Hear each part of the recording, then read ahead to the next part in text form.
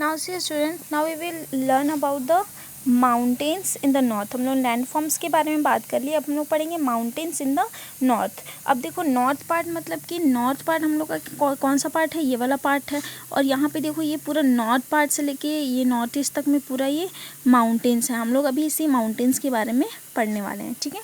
तो देखो यहाँ पे सबसे पहले तो हम लोग जानेंगे कि माउंटेन्स होता क्या है।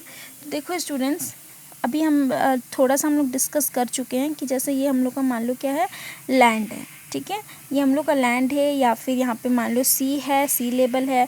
तो वहाँ से जो सब बहुत ज़्यादा ऊंचाई में मतलब मैक्सिमम हाइट पे, मतलब जैसे कि हज़ारों किलोमीटर्स ऊपर तक हाइट में इस तरह से माउंटेन्स होते हैं, जो ऊपर में क्या है, पीक्स बनाते हैं। और ये पूरा क्या होता है, सॉलिड रॉकी मटेरियल्स होता है, पूरा हार्ड चट्टान के जैसा होता है, देखे हो ना। और यहाँ पे पूरे ये भरे हुए होते हैं, ठीक है। तो हम लोग का जो माउंटेन्स है, हम लोग क्या बोलते हैं कि ये पेरिनियल स्नो बाउंड है। पेरिनियल स्नो बाउंड क्यों बोलते हैं इसको, पेरिनियल मतलब ये सालों भर, पेरिनियल सॉल के जैसा, स्नो मतलब बर्फ, बाउंड मतलब पूरा कवर्ड, मतलब ये पूरा जो है वो सालों भर माउंट एवरेस्ट जो हम लोग का ये जो माउंटेन है वो कवर्ड रहता है बर्फ़ से, है ना। इसलिए इसको पेरिनियल स्नो बाउंड भी बोलते हैं हम लोग, ठीक है। तो क्या यहाँ पे कुछ मशीन लगा हुआ रहता है जिसमें से बर्फ़ ऐसे गिरते रहता है और पहाड़ में पूरा माउंटेन में बर्फ़ आ जाता है, ऐसा होता है क्या?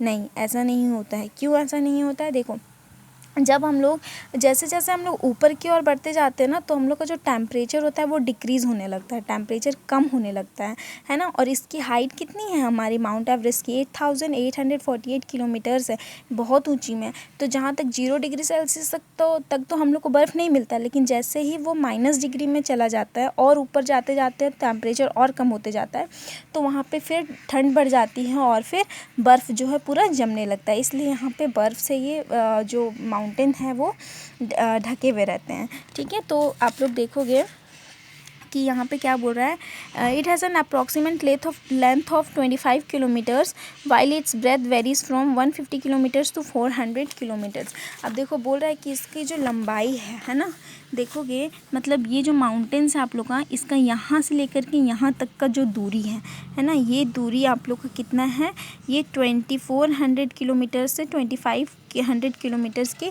बीच में रहता है, ठीक है। और इसका जो विड्थ है, ये विड्थ देखोगे यहाँ से यहाँ तक ये कितना है, 400 किलोमीटर्स है। लेकिन जब ये इस तरह से नीचे जाते जाता है तो इसका जो विड्थ है वो कम होते जाता है, पतला होते जाता है, इसलिए इसका विड्थ यहाँ पे क्या हो जाता है, 150 किलोमीटर। ये डिफ्रेंशिएट होते जाता है, यहाँ 400 हो सकता है, यहाँ पे बीच में और कम हो, फिर इसके बाद और कम हो गया, है ना। तो इस तरह से होता है। अब देखो ये हो गया हम लोग का हिमालयन रेंज, ये माउंटेन। तो ये जो हिमालयन रेंज है, ये हम लोग का हिमालयन रेंज, ये 3 रेंजेस से मिलके बना हुआ है। तो 3 रेंजेस हम लोग का, ग्रेटर हिमालयस, मिडिल हिमालयस और आउटर हिमालयस, इन तीनों से मिलके बना हुआ है। तो इसके बारे में हम लोग डिटेल में पढ़ेंगे। इससे पहले हम लोग ये देख लेते हैं कि इम्पॉर्टेंस ऑफ हिमालयन रेंजेस, इस हिमालयन रेंज का, यहाँ से यहाँ तक कि इस हिमालयन रेंज का इम्पॉर्टेंस क्या क्या है, ठीक है। तो क्या क्या इम्पॉर्टेंस है students, let's see. It is like a boundary wall on the northern borders of our country, है ना। तो हम लोग के northern part of our country में ये जो है एक बॉर्डर के जैसा काम करता है ना। ये यहाँ पे क्या है, हम लोग का सेंट्रल एशिया है, ये नेपाल है, यहाँ पे चाइना है। तो इन जैसे देशों से हमारे इंडिया को ये प्रोटेक्ट करता है। ये लोग इधर इस साइड से जो हमारे नेबर कंट्रीज़ है वो हम इंडिया पे अटैक नहीं कर सकते। ये एक बाउंड्री के जैसा वर्क करता है, क्योंकि इतना ऊंचा है कि लोग इसको पार करके इधर साइड अटैक करने का कोशिश नहीं करते हैं। इसीलिए जनरली देखा जाता है कि इंडिया में जनरली इस साइड से नॉर्थ ईस्ट साइड से जल्दी हमला नहीं होता है, अटैक्स नहीं होते हैं। ज़्यादातर यहाँ पाकिस्तान के साइड से, इस साइड से, नॉर्थ वेस्ट के साइड से इंडिया पे अटैक्स होते आए हैं, ठीक है। तो ये इस तरह से बाउंड्री की जगह हेल्प करता है। तो उसके बाद देखो दूसरा क्या है, it protects us from the cold dry wind that's blow from central Asia and blocks the monsoon winds from crossing the northern borders resulting in heavy rainfall in the northern plains.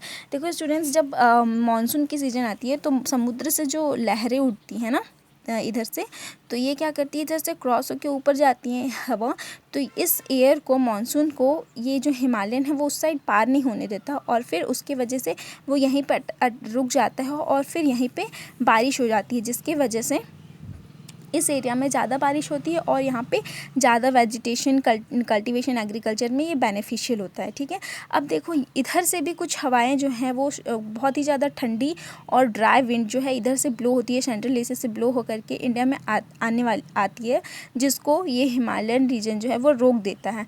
ठीक है, और इसको रोक देता है, जिसकी वजह से इधर ठंड ज़्यादा नहीं बढ़ती है। अगर मान लो हम लोगों का मानसून इधर से जो जा रहा है अगर हिमालय नहीं होता और ये उधर चली जाती तो क्या होता, इंडिया में बारिश ही नहीं होती, उसकी वजह से एग्रीकल्चर में बहुत ज़्यादा प्रॉब्लम होता है ना। अब आगे देखो third, we get medicine wood and other useful products from the forest in the Himalayan range. Himalayan range में जितने भी फॉरेस्ट पाए जाते हैं उसमें बहुत सारे ऐसे मेडिसिनल प्लांट्स पाए जाते हैं, जैसे कि मेडिसिन वगैरह बनाने में, वुड, फ्रूट्स, ये सब के में हम लोग को हेल्प मिलती है। Next, we get water for regular use and irrigation from the rivers originating in the Himalayas. Himalayas देखो यहाँ पे जो हिमालयाज है ये पूरे क्या है, बर्फ़ से ढका हुआ है, दिख रहा है आप लोगों को, ये पूरा बर्फ़ से ढका हुआ है, सालों भर इसमें बर्फ़ रहती है। अब जहाँ पे बर्फ़ होगी और जब सन होगा, due to the hot sun, glaciers क्या होगा, पिघलेगा, तो उसके पिघलने से यहाँ से बहुत सारे रिवर जैसे Sutlej river, Indus river, Ganga river, Yamuna, Brahmaputra, इस तरह से रिवर जो है यहाँ से ओरिजिनेट होते हैं। कहाँ से, ये हिमाद्री रेंज से, जहाँ पे ये बर्फ़ से पूरा जो एरिया है वो ढका हुआ है।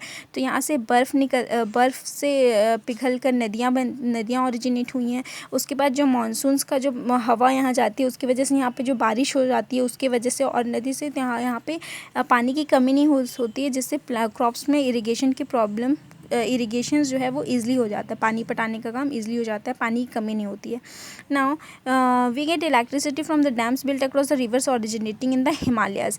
हिमालय से जो नदियाँ निकलती है उसमें बहुत सारे डैम्स वगैरह बनाए जा रहे हैं, जिसमें से बहुत सारे इलेक्ट्रिसिटी, हाइड्रो इलेक्ट्रिसिटी को ऑब्टेन किया जाता है। मतलब जल से उत्पन्न होने वाली बिजली, मतलब पानी से भी बिजली ऑब्टेन किया जाता है, इलेक्ट्रिक ऑब्टेन किया जाता है, इसको हम लोग हाइड्रो इलेक्ट्रिसिटी बोलते हैं। अगर आप लोग चाहो तो ये कैसे होता है वो देखने के लिए आप लोग जशपुर में गुल्लू फॉल जाके देख सकते हो, वहाँ पे भी हाइड्रो इलेक्ट्रिसिटी उत्पन्न किया जाता है वहाँ से। ठीक है, तो ये हो गया हम लोग का इम्पॉर्टेंस ऑफ हिमालयन रेंज। अब हम लोग पढ़ेंगे ये 3 रेंजेस के बारे में इन डिटेल।